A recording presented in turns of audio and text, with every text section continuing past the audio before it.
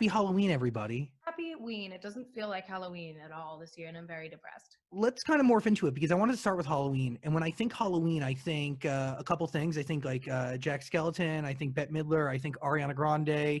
Uh, Oh, wow. very Thank, synonymous with the holiday. thank you. What do you say? Does one celebrate Halloween this year in 2020, or do we forego it? Do we figure out a new way to celebrate? What do we do? We've been waiting for an answer. I think the thing for me that is like most traumatic about this year's Halloween, I mean, of course, the pandemic, but also the fact that Halloween Horror Nights wasn't open this year really, really, really, really, really, really is traumatic for me. Like deeply, deeply upsetting.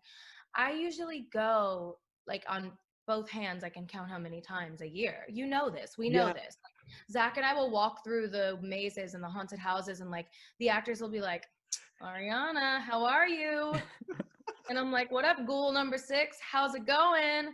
We give a hug in the middle. They're supposed to be acting. It's like, you know what I mean? Like, this is my this is my time. This is my I feel like I can't like this year is just now it hits. You know what I mean? Like, why? Of all the things that we couldn't we have just stayed at home for a few more weeks like all the other countries that were fine and are better than we are? Like, did we really all need to go to Saddle Ranch that badly that like we couldn't have waited for the deathly pandemic to pass? Like, we No. all really needed to put on our cowgirl boots and ride a mechanical bull that bad? It is We self. all needed that Instagram post that badly?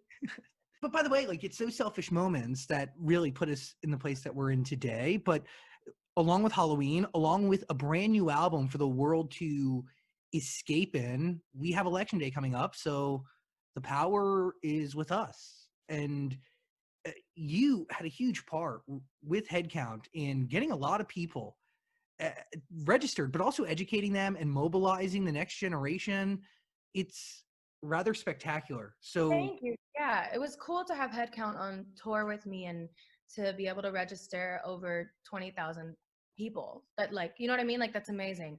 I just remember like my mom and Matt Bennett going to the booths before the shows and being like, want a picture?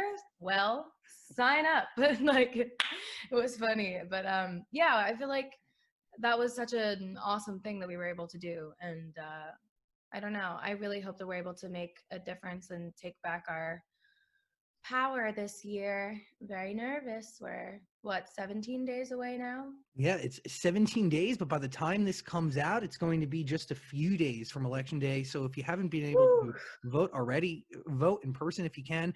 But it's all connected here because the Positions music video not only perfectly captures the record, but you do have these obvious and sometimes subtle nods Yeah. to what we're all facing together. And one of the things that stood out to me that I really appreciated was you were putting a medal on a postal service worker Yeah. and a group of people that have been so wrongly affected over the last few months.